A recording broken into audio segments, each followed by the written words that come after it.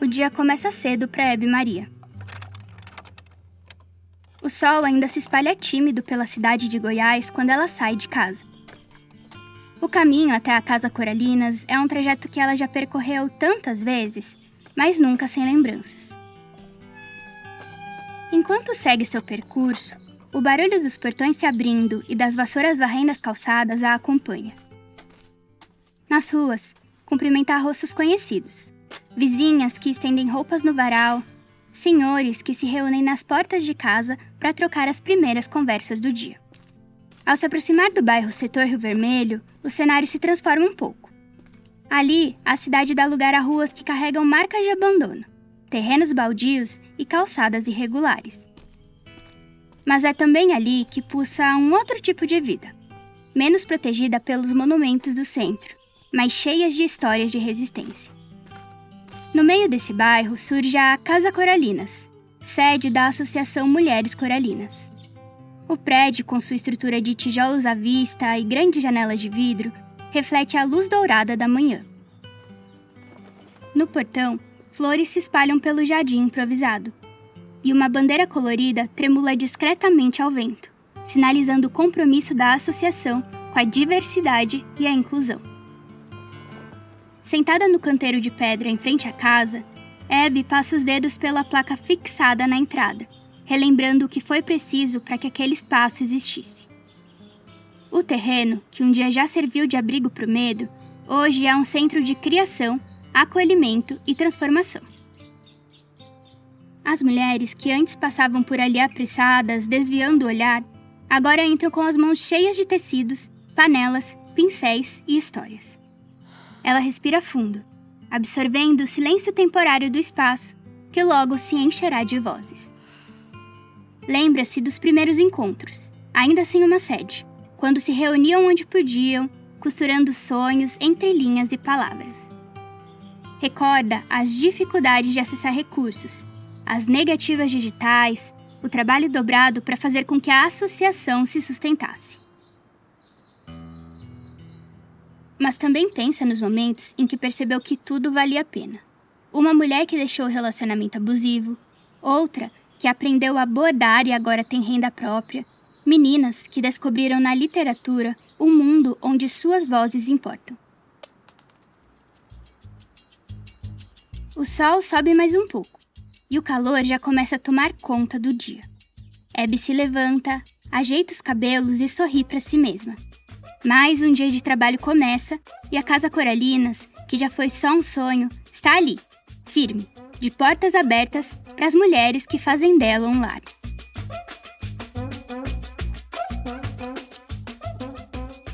Opa, nem me apresentei. Eu sou Amanda Stabile, jornalista e repórter do Nós Mulheres da Periferia. E esse é mais um episódio do PSIR, podcast sobre periferias, solução, inovação e reconstrução, uma iniciativa da Stanford Social Innovation Review Brasil, a CIR Brasil, e da iniciativa PIPA, com o apoio do Instituto Beija. E eu não tô sozinha para narrar esse episódio. Oi, pessoal, eu sou Neide Nobre, mãe de Sofia e João Augusto, ativista cultural, conselheira de cultura do Distrito Federal, representante da sociedade civil. Sou produtora e agente territorial junto ao Comitê de Cultura do DF. Minha trajetória começou na educação, passa pela produção cultural e se consolida no ativismo, sempre buscando fortalecer políticas públicas e iniciativas comunitárias. Atuo conectando demandas e oportunidades, mobilizando redes e compartilhando informações, especialmente por meio de grupos e conselhos. Acredito no poder da coletividade para transformar realidades e ampliar vozes, fortalecendo quem trabalha pela cultura e pelo desenvolvimento social nos territórios periféricos do Distrito Federal. Essa série especial fala sobre os desafios que coletivos periféricos no Brasil enfrentam para acessar recursos financeiros. É o que mostra a pesquisa Periferias e Filantropia, que mapeou mais de 1.000 iniciativas pelo Brasil e revelou as principais barreiras nesse processo. E, Neide, você fez parte desse levantamento realizado pela iniciativa PIPA em parceria com o Instituto NU, né? Sim, eu fui uma das pesquisadoras do Centro-Oeste. região que a gente vai abordar nesse episódio. Conta pra gente, como foi a experiência de mapear esses coletivos e o que mais te marcou? Foi uma experiência potente e reveladora. Pude conhecer iniciativas que movimentam suas comunidades com criatividade e resiliência, mesmo diante de muitas dificuldades.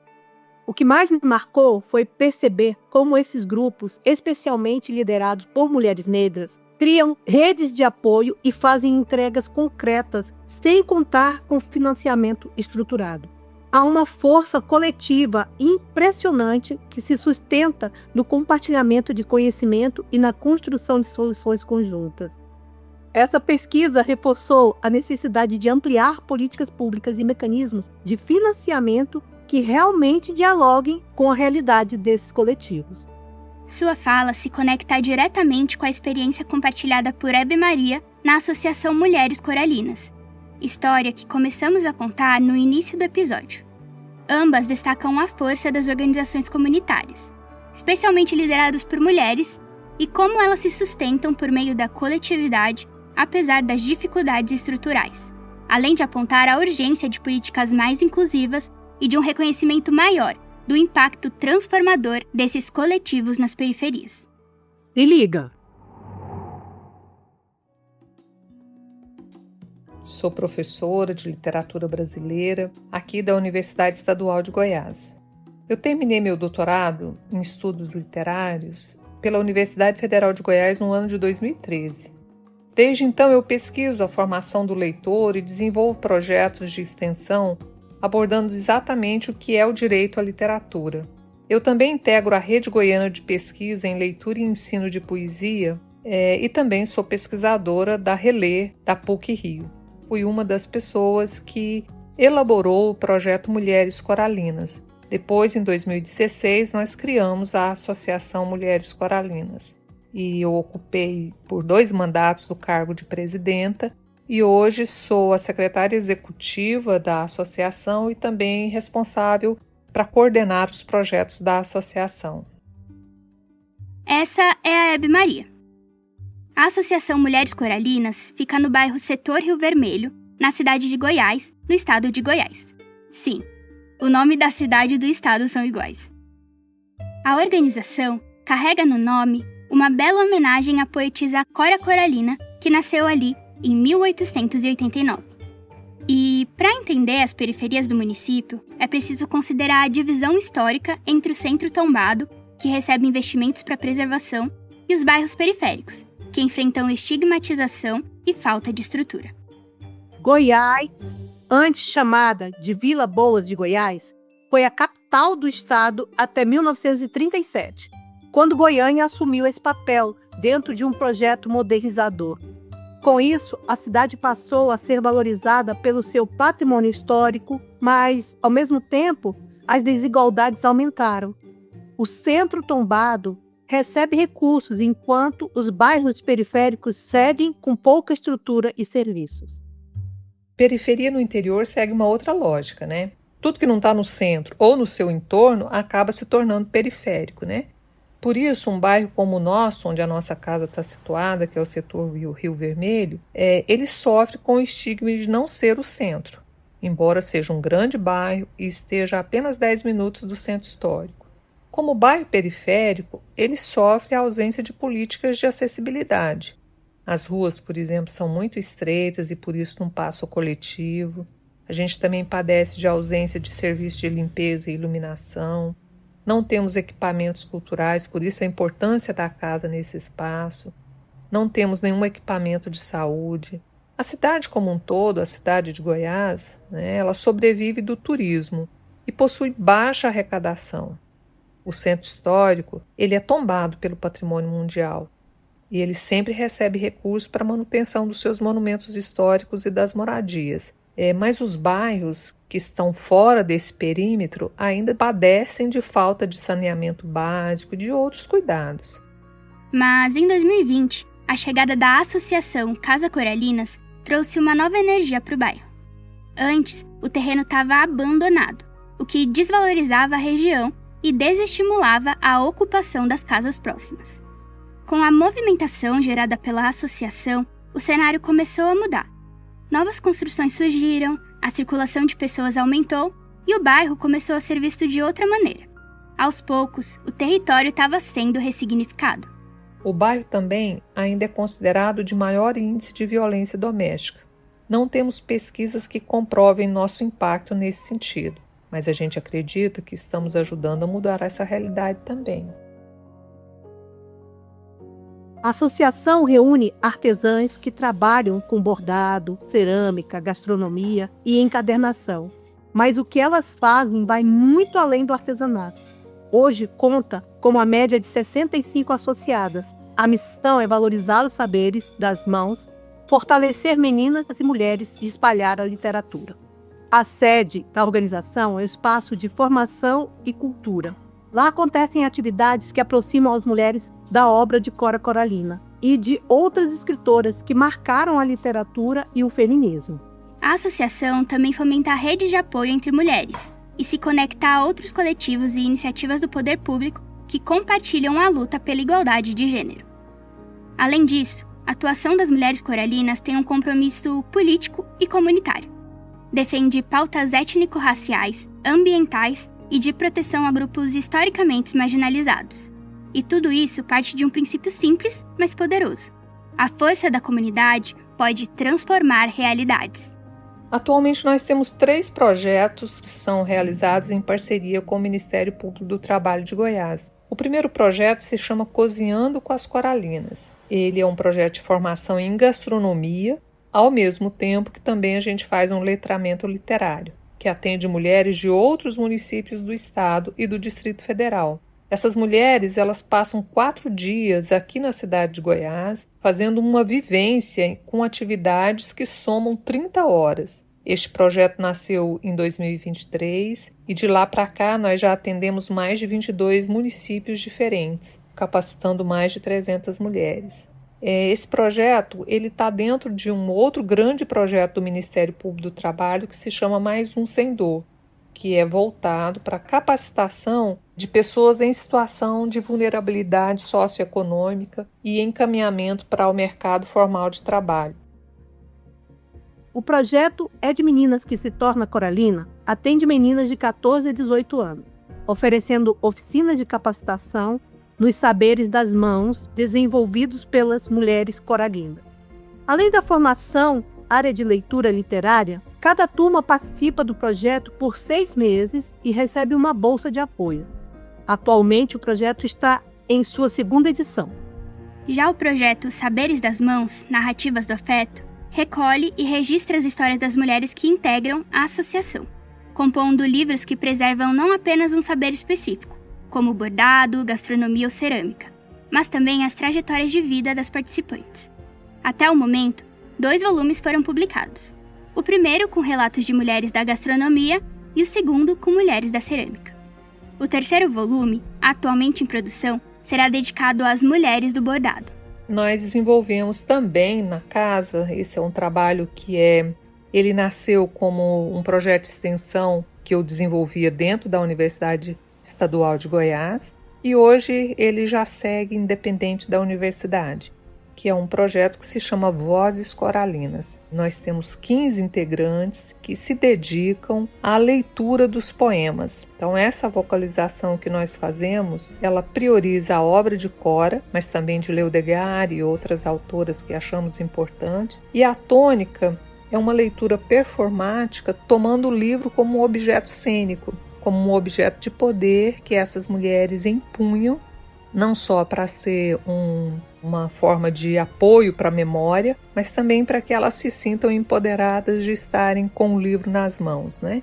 Então, essas mulheres que integram esse projeto são mulheres trabalhadoras, que tiram uma parte do tempo da sua vida para se dedicar à leitura de poesia. Tomando o tempo de atuação da associação de seus projetos, já são 11 anos de convivência com grande parte das mulheres, que hoje se identificam e se apresentam como coralinas. Esse nome não é apenas um título, mas uma identidade que representa pertencimento, transformação e conexão com a obra de Cora Coralina. As participantes, ao longo dos anos, acumulam experiências de superação, incluindo separações de companheiros abusivos, superação de dependência de medicamentos, fortalecimento da autoestima, crescimento profissional, independência financeira e compreensão do valor da coletividade. Além do grupo de associadas, nos últimos 2 anos, a associação tem tido a oportunidade de conviver também com mulheres de outros municípios e com meninas que passam a frequentar a casa. Esse contato amplia ainda mais o impacto da iniciativa, reforçando o papel da associação na promoção da autonomia e do fortalecimento feminino por meio da cultura e da coletividade.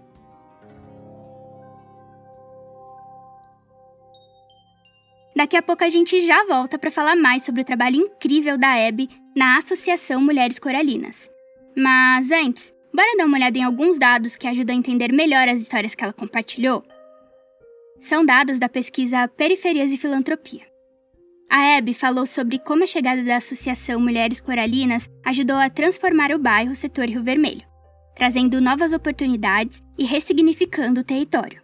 Isso não é um caso isolado. A pesquisa mostrou que 91% das iniciativas periféricas acreditam impactar diretamente a economia local, seja por meio da geração de renda, da valorização da cultura ou do fortalecimento comunitário. Esses coletivos estão movimentando seus territórios. Quando a gente fala sobre organizações periféricas, um dos maiores desafios é a formalização. A pesquisa mostrou que muitas iniciativas esbarram na burocracia e na falta de acesso a suporte jurídico. E foi exatamente isso que aconteceu com as mulheres coralinas no começo. No início, a ideia de formalizar a associação parecia distante, mas com o apoio e orientação, elas conseguiram dar esse passo. Esse não é o único desafio. A pesquisa revelou que 80% das organizações periféricas consideram os editais excessivamente burocráticos. Como ainda vamos ver nesse episódio, a associação também enfrenta dificuldades para submeter propostas dentro dos prazos e exigências. Muitas iniciativas acabam perdendo oportunidades simplesmente porque não tem uma equipe especializada para lidar com essa parte técnica.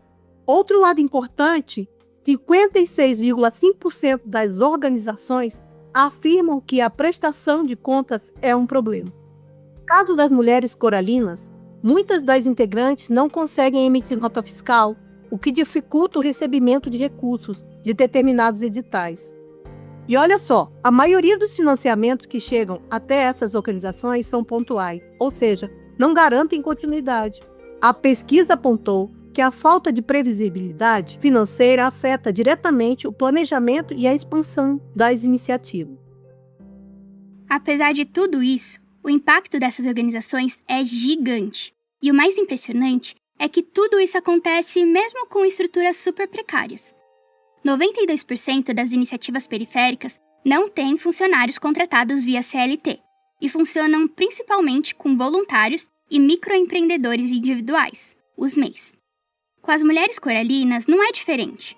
Sem financiamento contínuo, a remuneração das participantes depende de projetos específicos. Hoje, a organização não conta com funcionárias fixas. Os recursos vêm principalmente dos projetos em parceria com o Ministério Público do Trabalho de Goiás, e as mulheres envolvidas nos cursos são remuneradas pontualmente por cada iniciativa realizada. A casa é gerida exclusivamente por mulheres em um sistema de rodízio, e as associadas garantem renda extra com a venda de suas produções no mercado municipal de Goiás. Esses dados ajudam a entender que, por trás das dificuldades, existem estratégias de luta e resistência acontecendo todos os dias. As mulheres coralinas são um exemplo disso. Enfrentam barreiras gigantes, mas continuam fazendo acontecer. Agora, bora falar de um desafio que pesa muito para as organizações periféricas: o acesso a editais de financiamento. A falta de estrutura e de pessoal dedicado a essa tarefa dificulta bastante a participação dessas iniciativas. Além disso, as exigências burocráticas muitas vezes não dialogam com a realidade de quem está na ponta, o que acaba excluindo projetos incríveis simplesmente porque não conseguem cumprir todas as regras formais. A gente tem participado de todos os editais que a gente consegue, e não é fácil mesmo. O fato de sermos uma associação jovem e de estarmos fora do centro histórico, onde está o museu, Casa de Cor e outros espaços culturais reconhecidos, torna tudo mais difícil. O fato também de estarmos no estado de Goiás também limita um pouco a nossa concorrência. Recentemente, a associação foi contemplada em um edital municipal que a reconhece como um ponto de cultura. Um reconhecimento que pode contribuir para pontuações mais favoráveis em futuras oportunidades. Além disso, foi vencedora de um edital nacional promovido pela Associação Nacional dos Magistrados da Justiça do Trabalho, a ANAMATRA, recebendo o prêmio ANAMATRA de Direitos Humanos do Mundo do Trabalho, o que também pode fortalecer sua posição em novas concorrências. Outro fator que dificulta é a falta de pessoa da própria associação que fique por conta de elaborar e cadastrar os editais de forma mais eficiente. Já perdemos editais, por exemplo, por não conseguir submetê-los nas plataformas. As prestações de contas também são muito burocráticas e tomam muito tempo e não temos pessoal para fazer isso. Além do que, quando se trata de cultura popular, é preciso que os órgãos que compõem os editais repensem a forma como exigem a documentação. Muitas mulheres não têm condição de emitir uma nota fiscal, por exemplo. Existem outras formas de comprovar que os projetos contemplados pelos editais estão sendo realizados e que o dinheiro está sendo bem gerido. Alguns editais lançam mão de visitas de vistoria para fiscalizar a gestão dos recursos e a realização das atividades propostas, por exemplo. Talvez isso possa facilitar, menos burocracia, principalmente em se tratando de projetos que vão contemplar públicos. As mulheres coralinas também se viram de outras formas para manter suas atividades e gerar renda. Uma dessas estratégias é a venda dos produtos artesanais. As associadas se revezam em uma escala, como eu falei, numa sala de venda que a gente tem no mercado da cidade. A sala é muito pequena, mas ela acolhe produtos de mais de 40 mulheres. Sempre que possível, a gente também se organiza para participar de feiras na cidade e em outras localidades quando a gente é convidada, Quando a gente é convidada e tem transporte para se deslocar até essas feiras. A associação não possui transporte, muitas vezes a participação fica prejudicada por esse motivo. A comercialização dos produtos é uma parte fundamental para a sustentabilidade da associação, mas os planos vão além disso. O futuro das mulheres coralinas envolve ampliar o alcance das ações e fortalecer ainda mais a comunidade. Então, para esse ano, o nosso objetivo enquanto associação é nos profissionalizarmos melhor, cuidar melhor de nossa divulgação nas redes sociais, para ampliar nosso contato com outros coletivos, alcançando ainda mais mulheres na nossa cidade e em outros municípios. Queremos avançar no projeto da Galeria Aberta no setor Rio Vermelho e ver o nosso bairro se transformando. Sonhamos que nossa experiência estimule a criação de outros coletivos e de outras associações, porque acreditamos que a vida deve ser mesmo um mutirão de todas e de todos.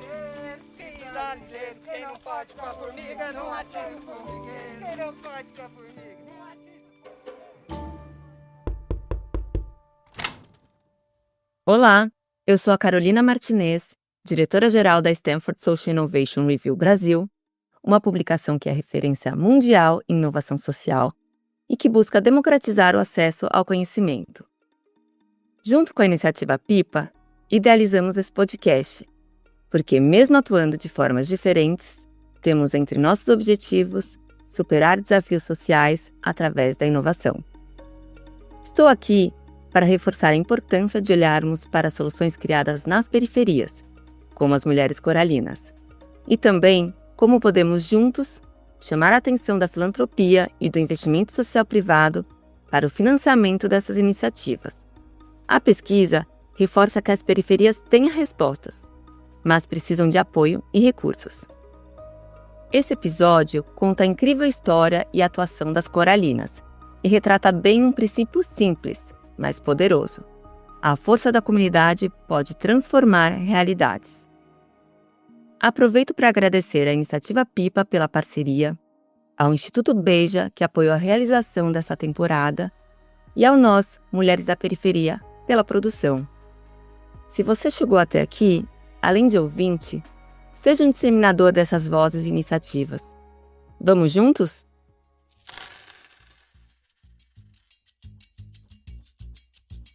Esse foi mais um episódio do PSIR, podcast sobre periferias, solução, inovação e reconstrução. Uma iniciativa da plataforma CIR Brasil e da iniciativa PIPA, com o apoio do Instituto Beja. Esse episódio fez a gente refletir sobre como a força coletiva transforma territórios, mesmo diante de tantas barreiras.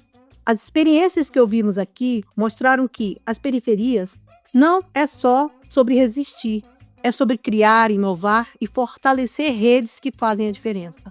A luta pelo acesso a recursos continua, mas o impacto dessas iniciativas já é imenso. Sem dúvidas.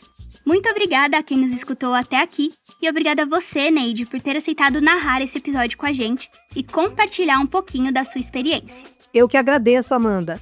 Esse espaço é fundamental para dar visibilidade às iniciativas que transformam realidades todos os dias. A gente sabe que informação e conexão são poderosas ferramentas de mudança. E é nisso que eu acredito, em construir redes que fortalecem quem está na luta pelo coletivo. E para quem quiser saber mais sobre a pesquisa Periferias e Filantropia, o link está aqui na descrição. Você também pode seguir a Iniciativa PIPA e a CIR Brasil nas redes sociais, @Iniciativa PIPA em todas as redes e @CIR Brasil, com 2 S, no Facebook e no LinkedIn, e @stanford.cir.br no Instagram. E não perca os próximos episódios desse podcast. Beijos! Esse episódio tem edição, sonorização e masterização por Janaína Oliveira. Trilha original por DJ Fino. A produção e o roteiro são meus, Amanda Stabile.